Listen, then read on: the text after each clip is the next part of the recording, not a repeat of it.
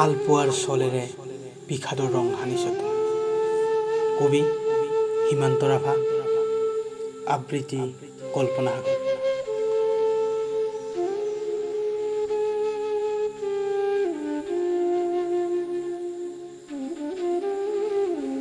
ভুল কৰিছা, তুমি ভুল কৰিছা আৱেগৰ সৈতে খেলি। এতিয়া জীৱনে জীৱনৰ আখৰা কৰিছে, কাৰোবাক হিয়াউজাৰি মৰম দিবলৈ আৰু কাৰোবাৰ পৰা অকণমান সঁহাৰি পাবলৈ।